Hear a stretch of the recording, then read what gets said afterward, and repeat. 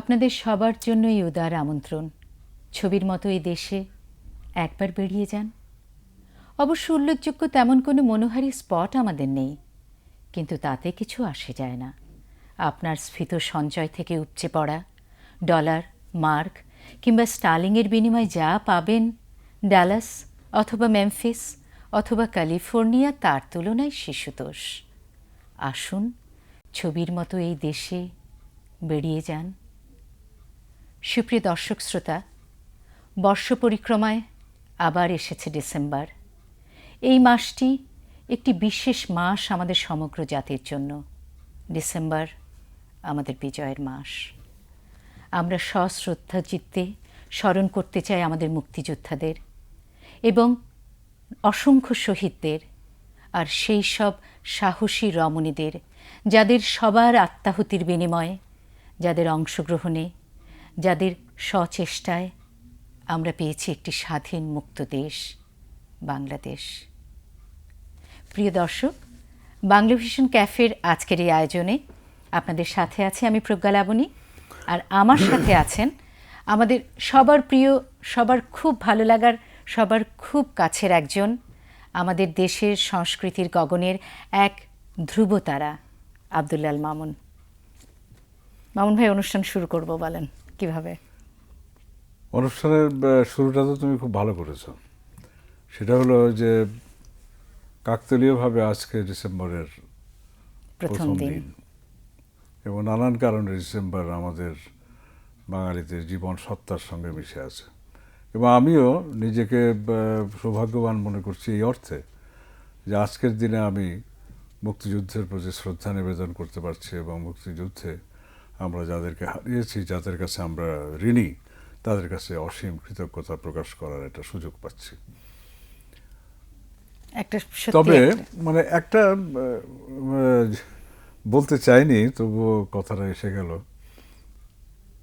যে আমি বলতে চাই যে আজকের দিনে যদি আমরা একটা সবাই মিলে প্রার্থনা করতে পারতাম যে এত বছর পরে হলেও আমরা একটু সৎ হই, আমরা আমাদের দেশের প্রতি একটু নমনীয় হই, দেশকে ভালোবাসি।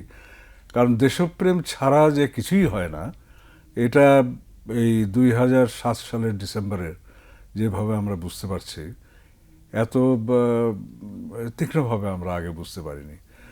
তুমি দেখো, শুধুমাত্র যদি দেশপ্রেমটা থাকতো জাতীয় জীবনের সব ক্ষেত্রেই, তাহলে কিন্তু এই এত শত প্রবলেম এগুলো হয় না। মনে হয় যে গত যে দিনগুলো গেল, এগুলো যেন দুঃস্বপ্ন, এগুলো যেন কোনো দিন হয় নাই, অথচ এই জের আমরা 35 বছর ধরে টানছি। তো আজকের দিনে আমার যেটা বলি, যেটা আমাদের একটা প্রার্থনা হোক যে আমরা মুক্তিযুদ্ধকে তার সঠিক মূল্যায়ন করি এবং আমরা দেশপ্রেমে উদ্বুদ্ধ হই। এছাড়া কিন্তু সমস্যা সমাধানের আর কোনো গতি আছে বলে আমি মনে করি না। প্রিয় দর্শক, আমার বিশ্বাস আপনাদের মনেও এরকম নানা প্রশ্ন, নানা মন্তব্য নিশ্চয়ই জেগে উঠছে। আপনারাও কিন্তু আমাদের এই অনুষ্ঠানে টেলিফোনের মাধ্যমে সরাসরি যোগদান করতে পারেন। আপনারা বাংলা ভিশনের এই ক্যাফের আয়োজনের সাথে হয়তো পরিচিত, তবে আজ আমরা চেষ্টা করব নতুন কিছু দেবার। জানি না কতটুকু সফল হব, তবে চেষ্টার কোনো ত্রুটি থাকবে না। প্রিয় দর্শক, আমাদের টেলিফোন নাম্বারগুলো বলছি: 86273138653175, 8627127123, 86222537। আমরা মাঝে মাঝে আপনাদের নম্বরগুলো দেব এবং নিশ্চয়ই আপনাদের সাথে টেলিফোনে আমাদের সরাসরি কথা হবে। মামুন ভাই, অনেক প্রশ্ন আসলে আসে, কিছু কিছু তো একেবারে কমন প্রশ্ন, তো সেগুলো করতে চাচ্ছি না। হ্যাঁ, মানে কমন প্রশ্ন মানে কোথায় জন্মেছি, কবে প্রথম নাটক লিখলাম, হ্যাঁ এইগুলো আমি অসংখ্যবার বলেছি। তো আমাকে প্রশ্ন করতে হলে খুঁজে নাও কি প্রশ্ন করা যায়। কখনো কি কোনো প্রশ্ন আপনার নিজের মধ্যে মনে হয় যে এই প্রশ্নটা কেন যেমন করা হলো না? আমি খুব চাই যে প্রিন্ট মিডিয়ায় কিংবা ইলেকট্রনিক মিডিয়াতে আমরা যে এই যে গয়রহ কতগুলো অনুষ্ঠান, সাক্ষাৎকার, যাত্রার কিছু যাদেরকে যাত্রার বলছি তারা কিছু মনে করবেন না। তো মাঝে মাঝে একটা অভিমান হয় যে আমার অনেক কথা বলার আছে, যে কথাগুলো আমি এতদিন পর্যন্ত বেঁচে আছি এবং সক্ষম আছি বলেই বলতে পারছি, আর কিন্তু কোনো কারণ নাই। অথচ সেদিকটা খুব একটা উন্মোচিত হয় না। কেউ আমাকে মানে তাই বলে তুমি আবার এটা থেকে কেউ নিয়ে আমাকে চার্জ না করো না, না। ওরকম কিছু যেমন বলবো না আমাকে আমরা, অনেকে নিশ্চয়ই। বললো যে আপনি সারা জীবনে এতগুলো নাটক লিখলেন, কিন্তু আপনার নাটক সবগুলো, প্রায় নাটকগুলোই দেখি আমরা মিলনান্তক, মানে একটা ভালো কিছু আপনি চান। এই মসজিদের নামাজের শেষে যেমন ইমাম সাহেবরা ভালো কথা বলেন, ভালো কথা ভালো বলে খুতবা দেন। সবসময়, সেই রকম। তো আপনার ইয়েটা কি, আপনি কি নেগেটিভ বক্তব্যকে তুলে ধরতে পারেন না, বা এই যে সমালোচনামূলক যে ব্যাপারগুলো, সেগুলো আমি মারা যাওয়ার পরে হলে তো কোনো লাভ নাই। একদম সত্যি কথা মামুন ভাই, তাই আমিও না? একমত। তো- আর মারা যাওয়ার পরে তো সবার সবকিছু ভালো বলে মানুষ, আমরা আসলে নেগেটিভ আর হতে চাই না। তো যাই হোক, প্রসঙ্গত যখন কথাটা উঠলো যে সুবচন কি সব নির্বাসনেই? হ্যাঁ, এটা একটা মজার কথা। যেমন আমি নিজে ঘরে বসে বসে একা একা বলি যে সুবচন নির্বাসনে যাক। আমার নাটকটার নাম হলো সুবচন নির্বাসনে। আমি আবার বলতে চাই, সুবচন নির্বাসনে যাক। এটা একটা অভিমান, এটা একটা রাগ, এটা একটা বিক্ষোভের থেকে হয়। আসলে কি সুবচনগুলো যদি নির্বাসনে চলে যায়, তাহলে তাহলে কি তো হবে? আমরা দম বন্ধ হয়ে মারাই যাব। মা ছেলেকে ভালোবাসবেন না, ছেলে মাকে শ্রদ্ধা করবে না, স্ত্রী স্বামীকে ভক্তি করবে না।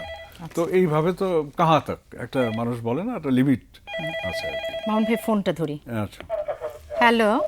হ্যালো, আসসালামু আলাইকুম। জি ওয়ালাইকুম সালাম। আমি নোয়াখালী কোম্পানি থেকে বলছি। জি বলেন।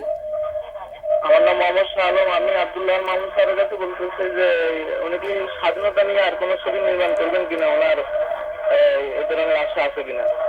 মামুন ভাই, এই আশা তো মনে করুন যে একটু বিবেকবান যে ক্রিয়েটিভ লোকরা যারা ছবি করে, নাটক করে, তাদের মন থেকে কিন্তু এই আশা কোনোদিন যাবে না। যেমন আমার জীবনের একটা খুব আশা ছিল, যেটা হয়তো পূরণ হবে না, সেটা আমি বহুবার চেষ্টাও করেছি, যে এটা বেশি বড় কথা হয়ে যায়, তবু বলি যে গান্ধীর মতন একটা ছবি আমাদের জাতির জনক বঙ্গবন্ধু শেখ মুজিবকে নিয়ে করার খুব ইচ্ছা ছিল আমার, এখনও আছে। প্রচুর লিখেছি স্ক্রিপ্ট, কিন্তু যে কোনো কারণেই হোক আমার ছবিটা হয় নাই। অবশ্য বঙ্গবন্ধুকে নিয়ে তো অনেক কিছুই এখনোই হয় নাই। না, কিন্তু আপনার কেন মনে হলো যে হবে না কাজটা? হবে না এই কারণে যে আমার নিজেরই তো বয়স বেড়ে যাচ্ছে, তারপরে ফিজিক্যাল ফিটনেস কমে যাচ্ছে, কিছুদিন পরে মাথা খারাপ হয়ে যাবে, তোমরা বলবে যে মামুন ভাই না, পাগল হয়ে গেছে। কখনোই বলবো না। তো সেই জন্য মনে হয় যে এত সিরিয়াস একটা সাবজেক্ট এবং এত পরিশ্রম করতে হবে কিন্তু এটার কেন জন্য। হচ্ছে না আপনার কি মনে হয়? আমরা ওই সৎ না, আমরা যথাযথ না, আমরা বঙ্গবন্ধু ডাকি, ভক্তিটা পুরোপুরি হয় না। যেমন আমি অনেক সময় বলি, এটা অন্য লোকে কি মনে করবে আমি জানি না, যে আমি আমি কিন্তু কোনো পলিটিক্যাল কোনো অ্যাক্টিভিস্ট না কোনো পার্টির।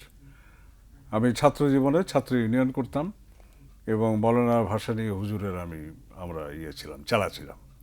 তারপরে আর হয়নি, আমি নাটক নিয়ে ব্যস্ত হয়ে পড়ি, সিনেমা নিয়ে। কিন্তু একটা জিনিস আমি কখনোই ভুলি নাই, যে এই দেশে জন্মেছিলাম বলেই কিন্তু আমি এত কিছু করতে পারছি, অনস্বীকার্য এটা, তাই না? মামুন ভাই। এখন এই দেশ কিভাবে চলছে, কারা চালাচ্ছে, কেমন লোক দরকার, আমার সবসময় মনে হয়েছে যে আমাদের একটা নেতা, পথ প্রদর্শক, দেশপ্রেমকে যে মানে যা সচকিত করতে পারে মানুষের মধ্যে, এই টাইপের নেতা দরকার। মামুন ভাই, হ্যালো। হ্যালো, আসসালামু আলাইকুম। জি ওয়ালাইকুম সালাম। মোহাম্মদপুর থেকে বলছি। হুম, আমি একটু আব্দুল্লাহ আল মামুন স্যারের সাথে কথা বলতে চাই। বলুন। আচ্ছা স্যার, আমি জানতে চাই যে একজন ভালো অভিনেত্রী হওয়ার জন্য আমার মধ্যে কি কি ধরনের মানে কোয়ালিটি, যোগ্যতা থাকা লাগবে?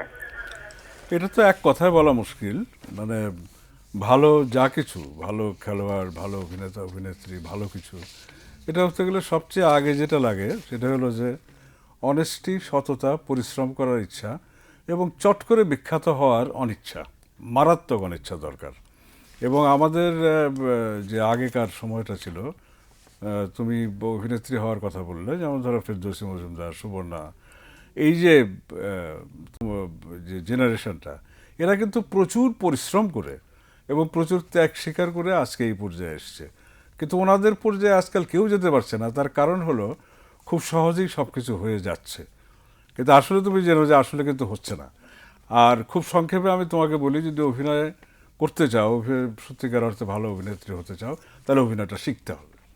অভিনয় কিন্তু একেবারে শেখার জিনিস, এবং এই অভিনয় শেখার জন্য আমাদের দেশে এখন নানান রকম চেষ্টা হচ্ছে, স্কুল হচ্ছে, তারপর বিভিন্ন গ্রুপের চর্চা হচ্ছে, এদের মানে কারণ বর্তমানে আপনি নিজেও তো থিয়েটার স্কুলের হ্যাঁ, আমি ভাইস তো প্রিন্সিপাল। থিয়েটার স্কুল আমরা করছি 18 বছর যাবত আজকে। তো এই জাতীয় প্রতিষ্ঠানের সঙ্গে একটু জড়িত হওয়া বোধহয় তোমার দরকার, এবং শুধুমাত্র অভিনয়টাই শেখা দরকার, অন্য কিছু নয়। আচ্ছা, আপনার স্কুল কথা যখন আসলো, স্কুলে কিরকম ভাবে থিয়েটার স্কুলের ছেলে মেয়েদের কিভাবে প্রশিক্ষণ, কিভাবে তারা বের হচ্ছে? এটা হলো 1 বছরের একটা সার্টিফিকেট কোর্স। আমরা যেটা করি, প্রতি সপ্তাহে 3 দিন করে এখন ক্লাস হয়, বৃহস্পতি, শুক্র, শনি। আচ্ছা, এবং এটা ওই আমাদের হ্যালো মামুন ভাই একটু। হ্যালো, জি, আমি আপনাদের সাথে একটু কথা বলতে চাই। অবশ্যই। আমার নাম মনোরঞ্জন ঘোষাল। মামুন ভাই আমাকে চেনে, প্রজ্ঞা তুমি হয়তো জানো। জি বলুন। আজকে মুক্তিযোদ্ধা দিবস, 1 ডিসেম্বর। তা শুরুতেই মুক্তিযোদ্ধাদের প্রতি একটু শ্রদ্ধা নিবেদন করতে চাই, অবশ্যই। তারপরে মামুন ভাইকে প্রশ্ন করব। সোনায় মোড়ানো বাংলা মোদের শ্মশান করেছে কে, কে কে কে? রাজাকার তোমায় আসামি হয়ে জবাব দিতেই হবে, রাজাকার তোমায় আসামি হয়ে জবাব দিতে হবে, রাজাকার তোমায় আসামি হয়ে জবাব দিতেই হবে। মামুন ভাই, বলেন। আপনার শরীর স্বাস্থ্য এখন যথেষ্ট ভালো আছে। বাংলাদেশে যে 2-3 জন গ্রিন ইয়ংম্যান আছে, তার মধ্যে প্রথম 3 জনের মধ্যেই আপনি দ্বিতীয়। প্রথম জন হলেন অধ্যাপক, জাতীয় অধ্যাপক কবি চৌধুরী। আপনি যদি বঙ্গবন্ধুর উপরে বই নির্মাণ করে না যান, তাহলে একজন স্বাধীন বাংলা বেতারের কণ্ঠশিল্পী হিসাবে আমার দুঃখ প্রকাশ করার আর জায়গা থাকবে না। আমি আপনার আরো শতায়ু কামনা করছি। সমগ্র মুক্তিযুদ্ধ এবং মুক্তিযোদ্ধাদের পক্ষ থেকে আপনার দীর্ঘায়ু কামনা করছি। আপনি জাতির পিতা বঙ্গবন্ধুর জন্য একটি ছবি নির্মাণ করে যান। আমাকে আশীর্বাদ করবেন যেন পারি। আমার আশীর্বাদ না, আমার প্রার্থনা ভগবানের কাছে যে আপনার শতায়ু এবং এই সিনেমা না হওয়া পর্যন্ত আপনি অসুস্থ হবেন না। ধন্যবাদ। অনেক ধন্যবাদ। প্রজ্ঞা লাবণী, জি, তোমার সময় নষ্ট করার জন্য না, আমি একটু দুঃখিত। সময় নষ্ট হয়নি, আমরা খুব খুশি হয়েছি এবং আপনাকে অনেক ধন্যবাদ। মামুন ভাই, আপনার ছবি যে কটা হয়েছে, সারেং বউ, সখী তুমি কার, এখনই সময়, 2 জীবন, কৃষক বন্ধু, জনম দুঃখী, আর portrait of an actress Ferdousi মজুমদারের, আর মুক্তি প্রতীক্ষিত 2টি, দরিয়াপাড়ের দৌলতি আর 2 বেআইয়ের কীর্তি। কাজ দুটো মুক্তি প্রতীক্ষিত, মানে কি কাজ তো শেষ নিশ্চয়ই? দরিয়াপাড়ের দৌলতির সব কাজই শেষ, এখন শুধু সেন্সারে দেব। আর 2 ব্যয়ের কীর্তি, এটা শুটিং শেষ হয়ে গেছে, এটা এখন ডাবিংয়ে যাব, এই অবস্থায় আছে আর কি। তো আর ভাবছেন কিছু নতুন কাজের? না, এই মুহূর্তে আমাদের এখানে তো মানে একটা ছবি রিলিজ দেওয়া মানে 3টে মেয়ের বিয়ে দেওয়া, এত রকমের বিয়ে। তো সেটা একটা কাজ হাতে রেখে আর একটা আজকাল কাজ। মেয়ের বিয়ে দিতে কিন্তু খুব আবার কঠিন না, মেয়েরা নিজেরাই বিয়ে করে ফেলে যখন। না, সে তো আজকাল, আমি আগের কথা বলছি। আচ্ছা, আচ্ছা, কন্যা হ্যাঁ। দায়গ্রস্ত, পিতা কথাটা তো উঠেই যাবে, সত্যি। তাই না? এখন পিতা দায়গ্রস্ত সন্তান। সন্তান, এই হবে। হ্যাঁ, হ্যাঁ। যাই হোক, কিন্তু ভাবনাটা, ইচ্ছেটা এবং দর্শকের না, চাহিদাটা তো আমাদের থাকছেই। এখানে হয় কি, যেমন আমরা এখানেও একটু আমার দৃষ্টিভঙ্গির একটু পার্থক্য আছে। সেটা হলো যে অনেকে আমাকে বলে যে আপনি টেলিভিশন, মঞ্চ তো এত কিছু করার পরে আবার ফিল্ম করেন কেন, বা শুধু ফিল্মই বা করেন না কেন, বা এগুলো বাদ দিয়ে। তা আমার একটা খুব বিনীত একটা উত্তর আগেও ছিল, এখনও আছে। সেটা হলো যে বাংলাদেশটা মোটামুটি মধ্যবিত্তের দেশ, এবং এখানে যেমন আমরা গিন্নিদের সম্পর্কে বলি যে চুল বাঁধে সে রান্না করে, তাই তো, যে রাঁধে সে চুল যে রাঁধে, বাঁধে। এটা তো এখানে একটা ক্যাফেটেরিয়া সিস্টেমে আমাদের জীবন চলে, ভাগ ভাগ। সকালে একটা করলাম, দুপুরে একটা খেলাম, রাত্রে একটা খেলাম, ওই রকম। মানে এক জীবনে একটা বাংলাদেশের মতন দেশের জন্য কাজ বার করাই তো মুশকিল। সেখানে যখন কাজ করার সুযোগ পাওয়া যায়, আমি শারীরিকভাবে পারছি, মানসিকভাবে পারছি, তখন তিনটা নয় কেন আরো করব। Will become jack of all trades, আমাদের মাস্টার হওয়ার দরকার নেই। আচ্ছা, একটু একটা কমেন্টস মামুন ভাইকে নিয়ে আমরা একটু দেখি, সুপ্রিয় দর্শক।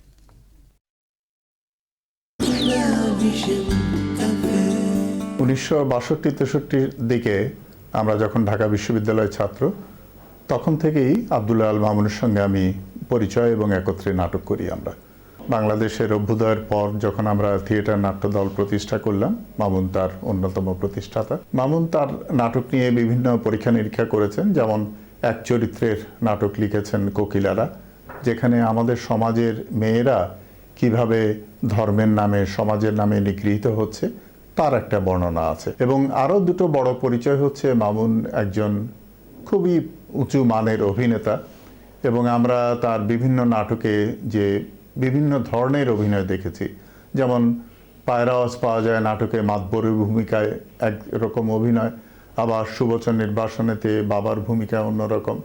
তেমনি যে এক এক নাটকে এক এক রকমের চরিত্রে তিনি রূপায়ণ করেছেন, এবং তিনি যে একজন দক্ষ চরিত্রাভিনেতা তার নাটকের মধ্য দিয়ে ফুটে উঠেছে। তবে মামুনের নাট্য রচনার সবচেয়ে প্রধান দুটি গুণ, একটা হচ্ছে যে সংলাপ। তার সংলাপ এত চমৎকার এবং মনোগ্রাহী যে সেটা সহজে দর্শকের কাছে পৌঁছে যায়। মঞ্চের জন্য তিনি যেন সুস্থ শরীরে আরও অনেক কাজ করে যাবেন, যাতে আমরা আরও নতুন সুন্দর সুন্দর প্রযোজনা মামুনের কাছ থেকে লেখা উপহার পাই, এটা আমাদের প্রত্যাশা।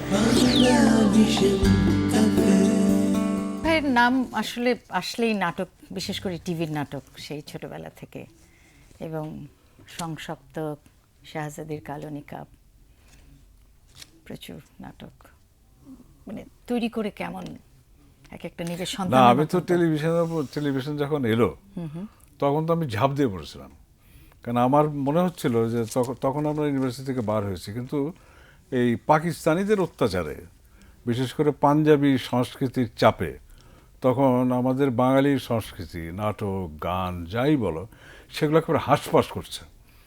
মানে কোথাও কোনো এই দু একটা না, বিশেষ করে নাটক এই হলে একটা, হোস্টেলে বা অফিস আদালতে বছরে একটা করে হয়, কিন্তু ওই একটা নাটকে আমাদের তো তৃষ্ণা মিটছিল না।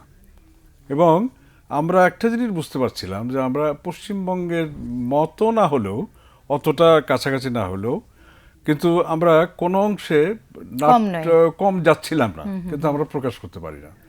এই সময় আমাদের টেলিভিশন হলো, তা কি যে কালচারের জন্য না, কিন্তু সেটা হলো আইয়ুব খানের ঢাক পেটাবার জন্য। যে আইয়ুব খানের যে ওই যে উন্নয়নের এক দশক নাকি এরকম, এটাকে পেটানোর জন্য উনি টেলিভিশন করলেন। যাই হোক, এখন যেহেতু রাওয়ালপিন্ডি আমাদের এখান থেকে অনেক দূর, এবং তখন কিন্তু মোবাইল কেন, এই জাতীয় কোনো যোগাযোগের তড়িৎ কোনো ব্যবস্থাই ছিল না। তা আমরা ওই একটা বুদ্ধি নিলাম আর কি, যে আম গাছে যখন ঝড় হবে, আম গাছটা জারি হোক, আমরা আমগুলা কোড়াবো, আচ্ছা, তারপরে যা হয় হবে। তো আমরা তখন করলাম যে এইটাই আমাদের একটা, দেখলাম যে শুধুমাত্র নিউজ না, শুধুমাত্র খবরাখবর, আলাপ আলোচনা, আইয়ুব খানের ভাষণ, মোনায়েম খানের ভাষণ, এগুলো না, এখানে তো নাটকও করা যায়। কারণ তখন কিন্তু আমাদের কোনো টেলিভিশন সম্পর্কে কোনো জ্ঞান নাই, আমরা জানিই না কিছু। এবং সারা পৃথিবীতেও টেলিভিশন তখন অতটা, ওই টেলিভিশনের সিরিয়ালগুলো আসতো, ওইগুলো দেখে আমরা একটা আইডিয়া করতাম। তো তখন আমরা একটা আইডিয়া করলাম টেলিভিশনটা হবে, কারণ ইমিডিয়েটলি কিন্তু ট্রেনিংয়ের জন্য আমাদের বাইরেও পাঠাতে পারছে না, সেই ব্যবস্থাও হচ্ছে না, আমাদের চাপিয়ে দিল। তো তখন আমরা একটা জিনিস বার করলাম, সেটা হলো নিজেরা, বাঙালির ব্রেন তো খুব উর্বর, যে টেলিভিশনটা হবে ফিল্ম এবং মঞ্চের একটা মাঝামাঝি। আচ্ছা, কারণ সেই সময় আমরা আবার সিনেমা দেখি খুব, ওই নির্বাক ছবি বলো, সবাক ছবি বলো, তো এই দুটোর মধ্যে কম্প্রোমাইজ করে কি করা যায়, এই তখন আমরা শুরু করলাম যে রবীন্দ্রনাথের নাটক, মধুসূদন নাটক। তুমি ভাবো ওই সময় ওই সময়ে যখন তোমার হিন্দুদের পার্টিসিপেশন মানেই তুমি মারা গেলা পাকিস্তানের সেই সময় আমরা এইগুলো করা আরম্ভ করলাম এবং এমনভাবে সাকসেসফুল হলাম আমরা। কারণ আমাদের দেশের মানুষও কিন্তু নাটক সাংঘাতিক পছন্দ করে। কারণ এখন দেখো না আজে বাজে কত হাজার ট্র্যাশ হচ্ছে না, তবুও কিন্তু মানুষ নাটক দেখে। কারণ নাটকের একটা এইরকম একটা শক্তি আছে। যেমন আমার মা বলতো, আমার মাকে সবাই বলতো যে নাটকার মা, মানে আমি নাটকের মা। আচ্ছা, তা আমার মা বসে বসে, উনি নিজেও খুব একটা প্রাউড ফিল করতো বোধ হয়, যখন তখন দেখতাম আমার মা টেলিভিশনের সামনে বসে আছে। তো বিকেলবেলা টেলিভিশনে একটা অনুষ্ঠান হতো সেই সময়, আমার মা যখন বেঁচে ছিলেন, ওই চাষিদের জন্য বোধ হয়, বা আচ্ছা। এই টাইপের অনুষ্ঠান হয় না রেডিও, যে চাষা ওই যে মজিদের মা, রেডিওতে তো মজিদের মা, মজিদের কৃষির মা। উপরে ইয়ের উপরে ওই টাইপের একটা অনুষ্ঠান হচ্ছে এবং একজন বিশেষজ্ঞ আর একজন যে উপস্থাপক অসম্ভব শক্ত শক্ত কথা বলছে, যেটা আমার পক্ষেও বোঝা মুশকিল। তো আমি আমার মানে বইয়ের ভাষায়। হ্যাঁ, আপনি কি দেখেন এইগুলা? বলে কেন নাটক হয়তো? আমার নাটক, এটা তো নাটক না। বলে কি করছে? একজন আরেকজনের সাথে কথা কইতেছে, এটা নাটক না। আচ্ছা। তুমি খেয়াল করে দেখো, ওই টাইপের একজন মহিলা, প্রায় অশিক্ষিত, উনি একটা নাটকের একেবারে মূল কথা বলে দিলেন যে একজনের সঙ্গে আরেকজন একজনের কথা বললে বলা। বলতেই হবে নাটকে, যদি সেই নাটকটা নির্বাক নাটক না হয়। তো এই যে টেলিভিশনের শক্তি, এই শক্তিটাকে পূর্ণ ব্যবহার করেছি আমি, এবং আমি তো সাংঘাতিক। কার সুবিধাটা ছিল কি জানো, যেটা এখন বলা যায় যে এখন যেমন ধরে যে আমরা এখানে বসে আছি, এটা একটা মানে তোমার বেসরকারি টেলিভিশন স্টুডিও। মামুন ভাই, অনেক কথা জানার আছে, অনেক কথা বলার না, আছে। এইটুক বলে নেই, এই সেট হয়ে গেছে। আচ্ছা, তো এখানে তোমার কিছুটা খরচের ব্যাপারে কনসাস তোমাদের থাকতেই হয় এইসব জায়গায়। তো পাকিস্তান, ওটা তো গরিশানের মাল দরিয়া মেঢাল। তা আমি দেখলাম যে এই একটা মিডিয়াম আছে যেখানে আমি অসংখ্য এক্সপেরিমেন্ট করতে পারি, ফ্লপ করতে পারি এবং শিখতে পারি, কোনো যেটার অসুবিধা নেই, পয়সার পূর্ণ কোনো সুযোগ অসুবিধা আমি নেই। নিয়েছি। হ্যালো, আসসালামু আলাইকুম। জি, ওয়ালাইকুম আসসালাম, এক্সকিউজ মি, আমি পরিবার থেকে আলমগীর বলছিলাম। বলেন। আমি আব্দুল্লাহ মামুন সাহেবের সাথে একটু কথা বলতে চাচ্ছিলাম। অবশ্যই। আসসালামু আলাইকুম স্যার। হ্যাঁ বলেন। এক্সকিউজ মি স্যার, আপনাকে একটু ডিস্টার্ব করছি। না না বলেন।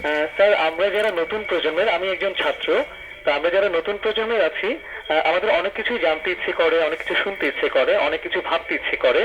তো আমরা যারা কবিতার চর্চা করি বা আমরা যারা সাহিত্যের চর্চা করি, আপনি কি মনে করেন যে আমাদের ভেতরকার যে সুন্দরতম সত্যটা আছে, এই সত্যটাকে তুলে আনার জন্য আমাদের নৈতিকতাটা ঠিক কতটা পর্যায়ে বা কতটা উঁচু পর্যায়ে নিয়ে গেলে, বা আমাদের আত্মবিশ্বাসটা এখন ঠিক যে লেভেলে আসলে পরে আমরা আমাদের মুক্তিযুদ্ধকে অনেক ভালো করে বুঝতে পারবো এবং আমাদের দেশটাকে আরো সুন্দর করে সাজাতে পারবো? এই ব্যাপারে একটু পরামর্শ চাচ্ছিলাম। যদি জানি না প্রশ্নটা কেমন হলো, তবু স্যার, যে আমাদের নৈতিকতাটা যেন একটু আমরা উপরে তুলতে হলে আমাদের কি করতে হতে পারে, আমাদের প্রজন্মের জন্য একটা সাজেশন চাচ্ছিলাম স্যার। এটা মানে আমার খুব ভালো লাগলো এই ভেবে যে তোমাদের প্রজন্মের যে এই দিকেও চিন্তা ভাবনা হয়, এটা কিন্তু আমাকে কিছুটা উৎসাহী করে আমার দেশ, আমার মুক্তিযুদ্ধ, আমার দেশপ্রেম এসব সম্পর্কে। কারণ এখন যেদিকেই তাকানো যায়, তুমি জোরে সরে বললে যে নতুন প্রজন্ম, আমার কিন্তু খুব ভয় লাগে তোমাদের এই প্রজন্মের বেশি বেশি যাদেরকে আমার বেশি বেশি যারা চোখে পড়ে রাস্তাঘাটে নানান জায়গায়, তো তখন খুবই হতাশ হতে হয় এবং মনে হয় যে যদি এই কিছুক্ষণ আগে তুমি যে কথাগুলো বললে, নৈতিকতা, দেশপ্রেম, এইসব বিষয়ে যদি এদেরকে একটুখানি বলা যেত, এদেরকে একটুখানি সজাগ করা যেত, তাহলে হয়তো কিছুটা আশা আমাদের ছিল। তো তারপরেও কিন্তু আমাদের এই পোড়ার দেশেই বলো, যেখানে বলো, আমি তো নাটক করে করে প্রায় ধরো 35-40 বছর কাটিয়ে দিলাম, এটাও সম্ভব হলো। এবং আমার মনে হয় যে এই রকম আমরা সংখ্যায় যদি কমও হই, তাহলে কিন্তু আমরাই এই যে দেশের যে ইতিবাচক দিকটা, আমরা তো অসম্ভব ঐতিহ্যবাহী দেশ, আমাদের ইতিহাস অত্যন্ত সমৃদ্ধ, কিন্তু এইগুলোকে আমরা কেন যেন আমরা এড়িয়ে চলি। এবং একটা ছোট্ট উদাহরণ আমি তোমাকে দিই, যেটা আমাকে খুব পীড়িত করে আজকাল এবং আমাকে নাটক টাটক লেখার ব্যাপারে খুব নিরুৎসাহিত করে। সেটা হলো যে ধরো আমি আমার সম্পর্কে যারা নাটক দেখে বা তারা জানে যে আমি মৌলবাদ বিরোধী এবং স্বাধীনতার পক্ষে নাটক লিখি, অনেকগুলো লিখেছি পরপর এবং বেশ নামটামও হয়েছে। কিন্তু সেই আমি যখন এত বছর পরে দেখতে পাই স্বাধীনতা বিরোধী সমস্ত ব্যক্তিগুলো তারা বাংলাদেশের গাড়িতে উঠছে, বাংলাদেশের পতাকা সমৃদ্ধ গাড়িতে, তখন আমার মনে হয় যে এটা একটা পণ্ডশ্রম হয়েছে। কিন্তু আসলে কিন্তু তা নয়। এই বইগুলো থাকবে, আমরা যে চর্চা করেছি সেটাও থাকবে, এবং তোমরা যে চর্চা করেছো সেটাও থাকবে। এবং যে বীজ আমরা বপন করেছি, আপনারা আপনাদের সময়, আমরা আমাদের সময়, এটা হয়তো তোমার ওই মাঝে মধ্যে একটুখানি ক্রান্তি লগ্ন আসে, তখন যেমন ধরো আমাদের রবীন্দ্রসঙ্গীত বলো, আধুনিক গান বলো, এগুলো মারাত্মকভাবে কেঁপে উঠলো ব্যান্ডের সাউন্ডে। কিন্তু ব্যান্ডের মিউজিকও কিন্তু মিউজিক, অবশ্যই ওটাও থাকবে, রবীন্দ্রসঙ্গীতও থাকবে, আধুনিক গানও থাকবে। এই জিনিসগুলো আমাদেরকে মানতে হবে। কিন্তু রবীন্দ্রসঙ্গীত ইজ রবীন্দ্রসঙ্গীত, রবীন্দ্রসঙ্গীতকে রবীন্দ্রসঙ্গীতের জায়গায় রাখতে হবে। আর একজন রবীন্দ্রনাথ এসে রবীন্দ্রনাথের গান বা কবিতা লিখতে পারবে না। ওই যে কে জানি বলেছিল না যে আপনারা এত কিছু গান লেখেন, রবীন্দ্রসঙ্গীত লেখেন না কেন? এই তো সেরকম আর কি। ওটা হয় না। মামুন ভাই, আপনার বই যেগুলো বের হয়েছে, আচ্ছা একটা ফোনটা ধরে নিই। হ্যালো হ্যালো হ্যালো, আসসালামু আলাইকুম। জি ওয়ালাইকুম সালাম। মামুন ভাই, আপনাকে জিজ্ঞেস করতে, আপনার শরীর কেমন? ভালো, এখন ভালো, আপনাদের দোয়ায়। কিছুদিন আগে আপনি সিঙ্গাপুর যাওয়ার কথা ছিল, কিন্তু হ্যাঁ। এখন কি গেছিলেন? হ্যাঁ হ্যাঁ, আমি গেছি এবং ডাক্তাররা আমাকে উৎসাহিত করেছে যে আপনি কাজকর্ম করুন, যে আপনার সেরকম অসুস্থতা নেই। আশা করি আপনি সুস্থ থাকবেন, আমাদের মাঝে অনেক দিন থাকবেন, আরো ভালো ভালো ছবি কিংবা নাটক আমরা পাবো। ধন্যবাদ। এই দোয়া আমরা উপর আল্লাহর কাছে কামনা করি। ধন্যবাদ। মামুন ভাই, বই বলছিলাম, বইয়ের কথা, যে অনেক বই আপনার নাটকের, তার মধ্যে উপন্যাসও আছে। মোট কতগুলো হলো হিসেব আছে? আমার নাটক, প্রকাশিত নাটকের সংখ্যা হলো 32, আচ্ছা, আর উপন্যাস এবং অন্যান্য 10-12টি। কিন্তু আপনি তো নাটক লিখেছেন বিটিভির জন্য অনেক। না, ওইগুলো না, আমি বলছি মঞ্চের নাটক। আচ্ছা, মঞ্চের নাটকগুলোই খালি বই আকারে বই বেরিয়েছে, আকারে বেরিয়েছে। আর টেলিভিশনের নাটকগুলো বের হয়নি। টেলিভিশনে তো অসংখ্য। টেলিভিশনের নাটকটা হয় কি, এটাও আবার একটা তোমার একটু নেতিবাচক হয়ে যায়, তবু বলি আর কি আমার রিয়েলাইজেশন থেকে, যে টেলিভিশন তো আসলে নাটকের মিডিয়া না, এটা হলো চুটকির মিডিয়া, এটা হলো স্কিটের মিডিয়া। আরেকটু বিশ্লেষণ যদি করেন। যেমন টেলিভিশনের তুমি, আমার মনে হয় না একটি টেলিভিশনের নাটক বলতে পারবে কোনো দেশের যেটা শেক্সপিয়ার কিংবা রবীন্দ্রনাথের নাটকের মতন বা তার ধারে কাছে মানে সংরক্ষিত বা আলোচিত বা বিবেচিত। এটার মূল কারণটা হলে আমি নিজে উপলব্ধি করলাম, তারপর সবগুলো মিডিয়ামে, ওই যে বললাম যে তোমার জ্যাক অব অল ট্রেডস, সবগুলো মিডিয়ামে ঘোরা হলো তো আমার। তো তাতে করে আমরা টেলিভিশনকে নিয়ে যতটা আর্ট কালচারের দিকে আমরা গেছি, পৃথিবীতে কোনো টেলিভিশন যায় নাই। টেলিভিশনের, পৃথিবীর কোনো টেলিভিশনের সিরিয়াস কোনো নাটক, সিরিয়াস কোনো গানের অনুষ্ঠান, এগুলো হয় না। টেলিভিশন সবসময় তাৎক্ষণিক। ক্রিকেট খেলা বলো, যে এই মুষ্টিযুদ্ধ বলো, বিশাল বিশাল রাজনৈতিক ঘটনা, ইরাক যুদ্ধ, এই সেই, এগুলোতে টেলিভিশন 1 নম্বর। কিন্তু এটাই তোমার এই প্রশ্নটা আমি মাঝে মাঝে নিজেকে করি, যে 1000 নাটক লিখেছি আমি টেলিভিশনের জন্য, এবং সব মৌলিক নাটক। হ্যাঁ, সবই সবই মৌলিক। ওইখান থেকে আমি যেগুলো করেছিলাম আর কি, দু একটা না, গোটা 10-12 নাটক আমি তুলে এনেছিলাম মঞ্চের জন্য। ওইগুলা মঞ্চের আকারে হয়েছে। এবং আর টেলিভিশনটা বিশেষ করে আমার কাজে লেগেছে তোমার এক্সপেরিমেন্টেশনে। এইভাবে যদি সংলাপ লেখা যায় তাহলে কি হয়।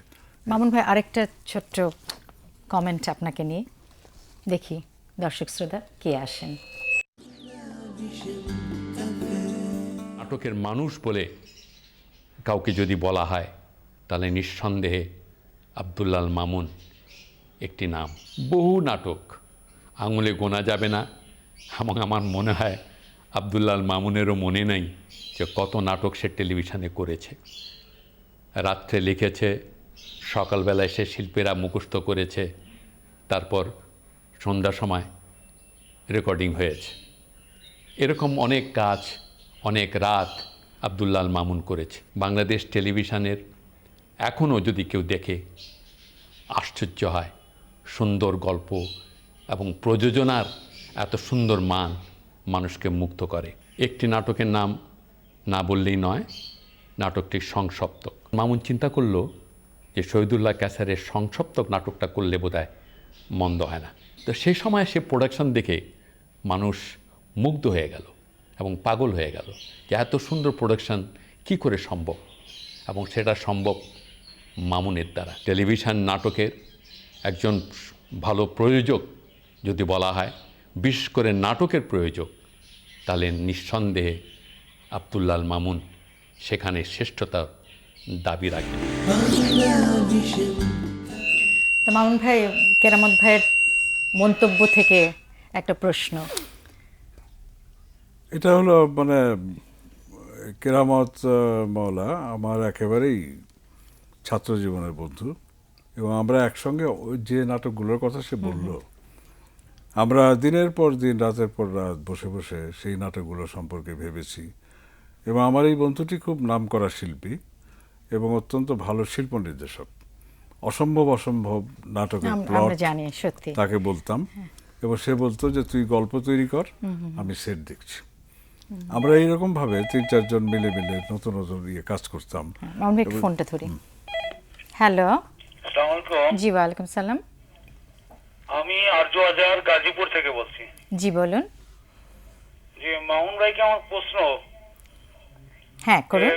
যে মহান মুক্তিযুদ্ধের উপরে উনি যে নাটকগুলো লিখেছেন বিভিন্ন সময়, যে অভিমান করেছেন এবং জাতির জনক বঙ্গবন্ধু শেখ মুজিবকে নিয়ে যে ছবিটি করার ইচ্ছা প্রকাশ করেছেন, উনি শঙ্কাও প্রকাশ করেছেন। তা আমি মামুন ভাইকে বলতে চাই যে আপনার এমন কি উত্তরসূরি নাই যে যাকে দিয়ে যাওয়া যায়, যে যেটা বঙ্গবন্ধুর উপরে ছবিটা সেইভাবে হবে, এবং আপনি প্রয়োজন মনে করলে আমাকে ডাকতে পারেন, আমি আসবো। খুব ভালো, আপনাদেরকেই করতে ধন্যবাদ, হবে। আসসালামু আলাইকুম। খুব ভালো একটা সিদ্ধান্ত বা এবং খুব ভালো পজিটিভ একটা এবং আমি মনে করি যে এরকম ভাবে 1জন 2জন 3জন করে লক্ষ লক্ষ কোটি কোটি মানুষ কিন্তু চাইবে একটা সময় যে আমরা আমাদের একেবারে মানে উজ্জ্বল অতীতে আমাদের যে যে অতীতের সবচাইতে বড় নায়ক যিনি, আমি যাকে মনে করি যে যাকে হারিয়ে আজকে আমাদের এই দুরবস্থা, তার উপরে প্রচুর কাজ হওয়া দরকার। এবং আমি এই কথাটা একেবারে বিশ্বাস থেকে বলছি, নিজের বিশ্বাস থেকে, যে গান্ধীর উপরে যে ছবিটা হয়েছে তার চাইতে কোনো অংশে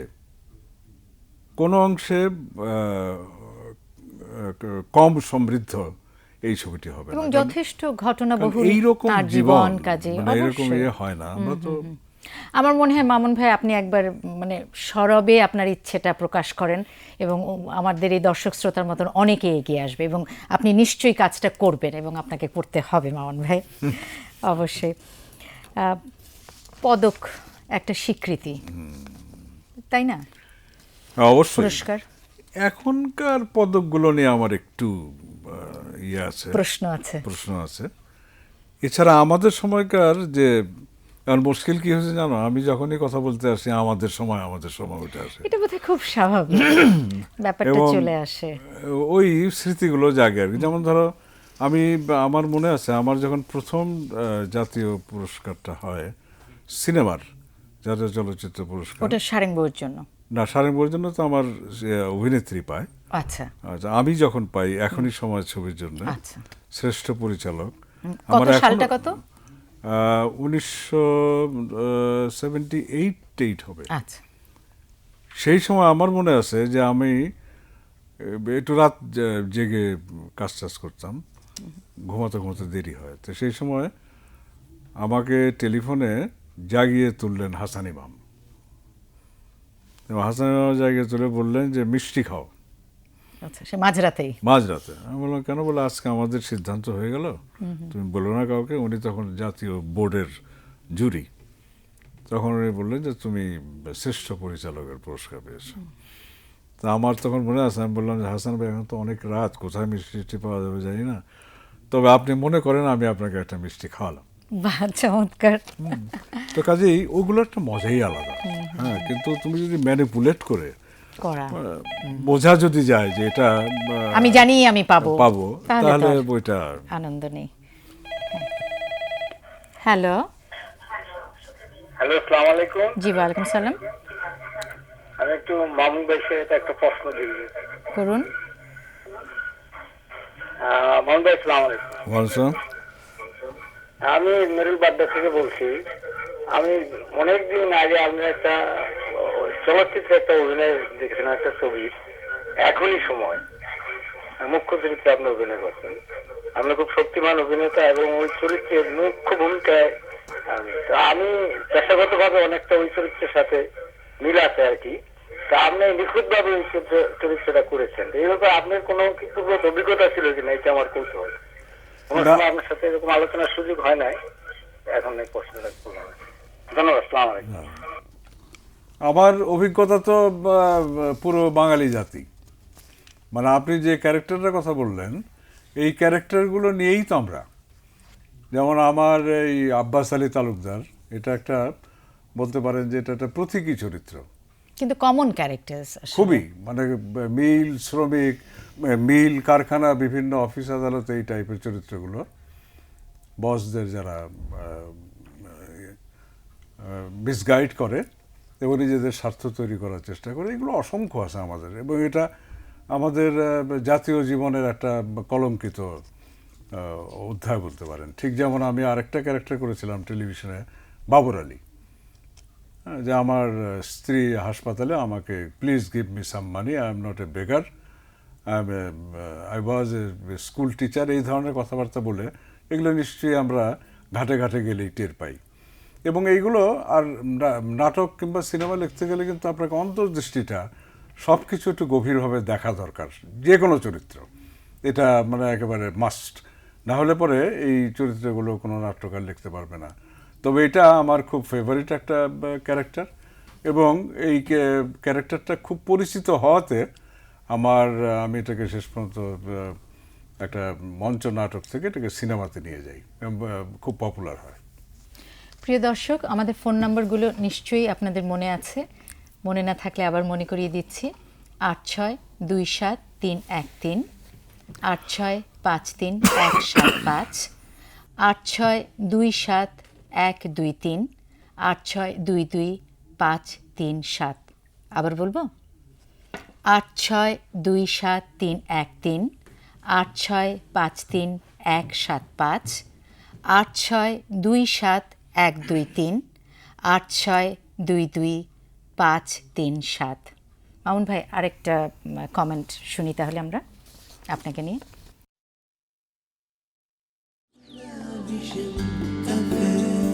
আব্দুল্লাহ মামুন বিশাল ব্যক্তিত্ব, বিরাট চলচ্চিত্র নির্মাতা। চলচ্চিত্রের কাজের জন্য আমার সাথে তার পরিচয় অঙ্গীকার ছবির মাধ্যমে। শহীদুল্লাহ কায়সারের লেখা সারেঙ্গু উপন্যাসটি নিয়ে চলচ্চিত্র নির্মাণ করেছিলেন আব্দুল্লাহ মামুন, এবং এখানে একটি বিখ্যাত গান ওরে ও নীল দরিয়া এত জনপ্রিয় হয়েছিল তৎকালীন সময়ে। চলচ্চিত্রের নির্মাতা হিসেবে আব্দুল্লাহ মামুনের যে ধারাটা তৈরি করেছিলেন, সেই ধারাটা কিন্তু কেউ ধরে রাখতে পারেনি আমরা। শিবলি সাদেকের প্রশ্নটা ধরে আমি যদি আপনাকে বলি কি আসলেও আমরা কেন ধারাটা ধরে রাখতে পারলাম না এই চলচ্চিত্রের? সেটা তো ধরো আমরা অনেক কিছুই ধরে রাখতে পারিনি, তার মধ্যে এটাও একটা আনফর্চুনেট একটা চ্যাপ্টার, যে খুব সুন্দর একটা শুরু হয়েছিল কিন্তু স্বাধীনতার পর পর। যেমন মনে করো আমজাদ সাহেবের ছবি, গোলাপি এখন ট্রেনে, সুভাষ দত্তর ছবি, নারায়ণ দার ছবি, এই যে ছবিগুলো আমার আবির্ভাব, মিষ্টি ছবি একটা। এখন এইগুলো যখন শুরু হলো তখন আমরা ভাবলাম, তখন তো বাংলাদেশের স্বাধীন বাংলাদেশের সব কিছুই কিন্তু ইতিবাচক ছিল, তাই না? যেটাই আমরা আরম্ভ করতাম সেটাই, নাটকের ক্ষেত্রে তো বিপ্লবী হয়ে গেল। কিন্তু মুশকিল হলো যে ওই যে স্বাধীনতার বিরোধী শক্তিগুলো যেরকমভাবে মাথাচাড়া দিল, ঠিক সেইভাবে চলচ্চিত্রেও কিন্তু বাঙালি বিরোধী, বাঙালি সংস্কৃতি বিরোধী শক্তিগুলো মাথা চাড়া দিল, ফলে আর হলো না। হ্যালো, হ্যালো, আসসালামু আলাইকুম। জি ওয়ালাইকুম সালাম। আমি ডাক্তার আনোয়ার বলছি জিয়াতলা থেকে। জি বলুন। মামুন সাহেবের কাছে উনি আমাদের যথেষ্ট শ্রদ্ধা ভজন ব্যক্তি। আমার একটা অনুরোধ যে আমি একজন মুক্তিযোদ্ধা হিসেবে ওনার কাছে আমার অনুরোধ যে উনি বঙ্গবন্ধুর সম্পর্কে যে সিনেমা তৈরি করতে চাচ্ছেন, সেই সিনেমা যদি উনি আমাদের যে প্রখ্যাত লন্ডন প্রবাসী সাংবাদিক আছেন আব্দুল গফফার চৌধুরী, উনি কিন্তু এরকম একটা প্রয়াস নিচ্ছিলেন আর কি। তা আমি জানতে চাচ্ছি যে ওনার সঙ্গে এই ধরনের কোনো যোগাযোগ বা এটা কিছু আছে কিনা। আমরা খুবই খুশি হব যে আমি আমার এই জীবনে যদি এরকম একটা আমাদের মহান নায়ক জাতির পিতা সম্পর্কে এরকম একটা যদি আমরা ডকুমেন্টারি কিছু রেখে যেতে পারি, তাহলে এটা খুব ভালো হতো আর কি। আমি ওনার কাছে অনুরোধ রাখছি এবং ওনার দীর্ঘায়ু কামনা করছি। ধন্যবাদ। আপনাকে ধন্যবাদ। আজকে দেখো প্রজ্ঞা, একটা কিন্তু খুব সুন্দর জিনিস হচ্ছে না? নিঃসন্দেহে মামুন ভাই, কি যে ভালো লাগছে, কি যে ভালো লাগছে। ডিসেম্বরের 1 তারিখ, সত্যি। এবং আমারও একটা আরব্ধ ইচ্ছা আমি প্রকাশ করলাম দর্শকদের কাছে। এবং আমি নিঃসন্দেহ যে আপনার এই ইচ্ছেটা কিন্তু আরো দৃঢ় থেকে দৃঢ়তর হলো। আসলে এই এটা সবার। আমি যদি আগেই একটু প্রকাশ করতাম, আমি তাহলে বললাম বোধহয়- আপনাকে। না, আমি মাঝখানে চেষ্টা করেছিলাম আমাদের থিয়েটার নাট্যগোষ্ঠীতে থিয়েটারের থেকে একটা পূর্ণাঙ্গ নাটক করা 3 জনের উপরে, যেমন বঙ্গবন্ধু, তার মেয়ে এবং বাংলাদেশ, এই 3টা ক্যারেক্টার নিয়ে একটা নাটক।